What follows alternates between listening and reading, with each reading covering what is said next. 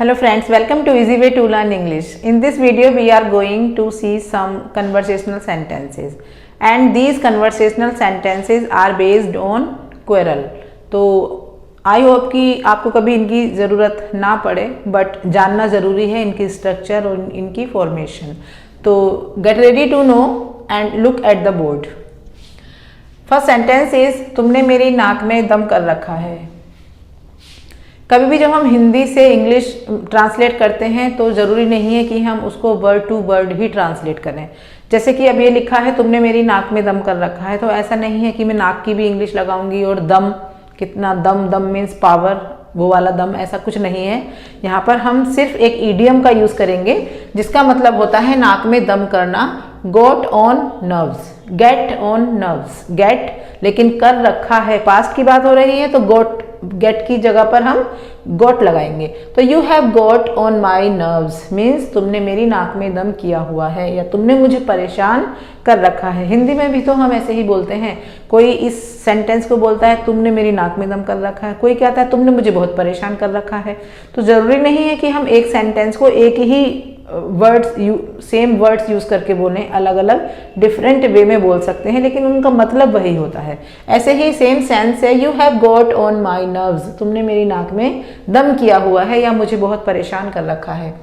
खबरदार, ये बात दोबारा मत बोलना. खबरदार की इंग्लिश होती है बीवेयर.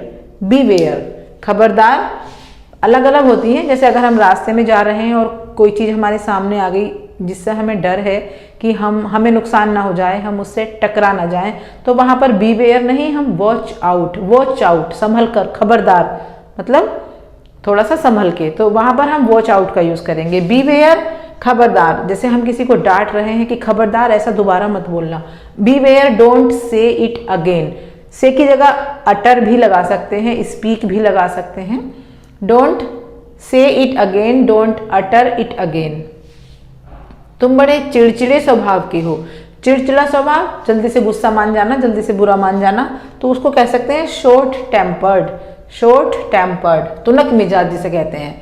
तुम बड़े चिड़चिड़े स्वभाव के हो. You are very short tempered. You are very short tempered. मैंने तुम्हारा क्या बिगाड़ा है.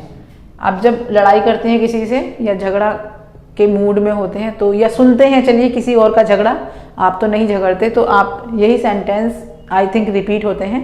और अगर और भी कोई सेंटेंस आपको चाहिए जिसकी इंग्लिश आपको जाननी है तो please write in comment section below. I will see and I will answer. मैंने तुम्हारा क्या बिगाड़ा है. वट हार्म और what wrong. What wrong, what harm.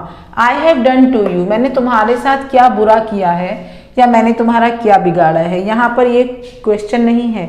अगर ये क्वेश्चन होता तो क्वेश्चन मार्क होता है यहाँ पर, बट क्वेश्चन मार्क नहीं है, तो इसका मतलब है कि हम ऐसे ही गुस्से में बोल रहे हैं, क्यों मेरे पीछे पड़े हो, मैंने तुम्हारा क्या बिगाड़ा है.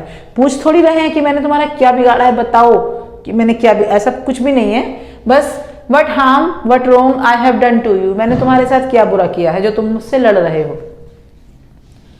क्यों फालतू में उससे झगड़ रहे हो. फालतू में अननेसेसरीली, फालतू में अननेसेसरीली. कोई चीज़ ज़रूरी है तो नेसेसरी, आवश्यक, ज़रूरी, नेसेसरी. ज़रूरी, ज़रूर से, नेसेसरीली, ज़रूर से, और बिना ज़रूरी से तो अननेसेसरीली मीन्स फालतू में.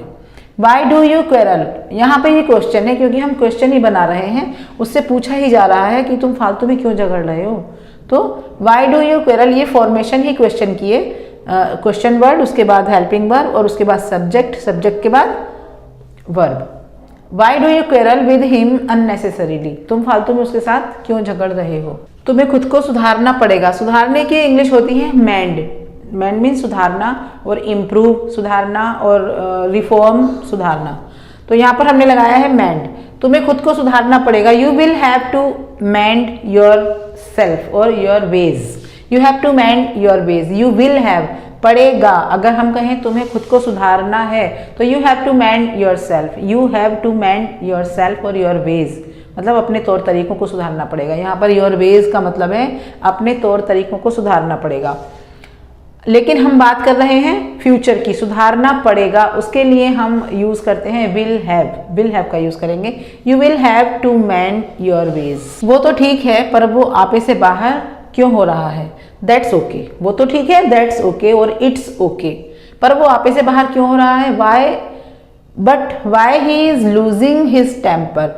हिज टेम्पर बहुत ज्यादा गुस्से में होना और आपे से बाहर होना हम कह सकते हैं। Why he is losing his temper, that's okay, but why he is losing his temper. माफी चाहता हूं लेकिन तुम भी अपने होश में नहीं हो।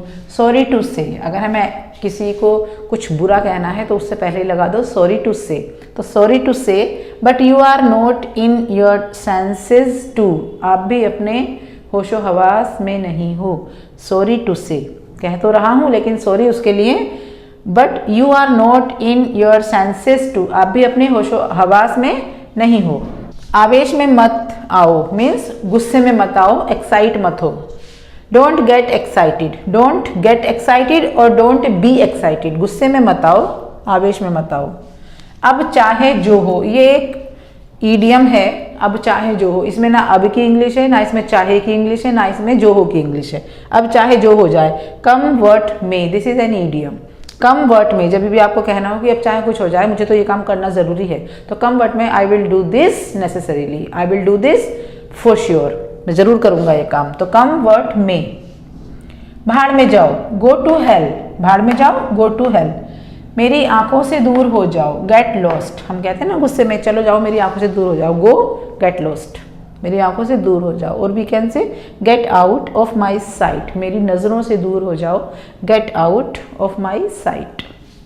इन दोनों पक्षों के बीच फैसला करने दो। Let him means let him, उसे करने दो, अलाउ करो मतलब अलाउ हिम, उसे करने दो। Mediate between the two parties, जब हम टू पार्टीज की, टू चीज़ों की या टू आर्टिकल्स की बात करते हैं तब हमेशा हम बिटवीन का यूज़ करते हैं। जब हम मोर देन टू की बात करते हैं, जैसे ये स्वीट इन सारे बच्चों में बांट दो, तो distribute this sweet among these children, तब हम अमंग का यूज़ करेंगे, अमंग दीज चिल्ड्रन। अगर मैं कहूँ दो बच्चों में बांट दो तो distribute this sweet between these two children, ठीक है। तो यहाँ पर हम दो पार्टी की बात कर रहे हैं तो हम यूज़ करेंगे बिटवीन का। Let him mediate between the two parties, इन दोनों पार्टियों के बीच फैसला होने दो, फैसला करने दो या कराने दो। झगड़े का फैसला हो गया, द क्वेरल इज सेटल्ड, झगड़े का फैसला हो गया मतलब झगड़ा अब सेटल हो गया है, शांत हो गया है। यहाँ पर हम काम भी लगा सकते हैं, क्वेरल इज काम, quarrel is settled and the matter ends now, झगड़े का अब अंत हो गया है, द मैटर एंड्स नाउ। तो आपने आज ये गुस्से वाले वर्ड, गुस्से वाले सेंटेंसेस सीखे हैं। एंड प्लीज़ अगर आपको कुछ भी नया लगा है वीडियो में, कोई वर्ड, कोई sentence, then please subscribe to my channel and hit the like button and keep learning, keep growing. I will be back soon, till then bye.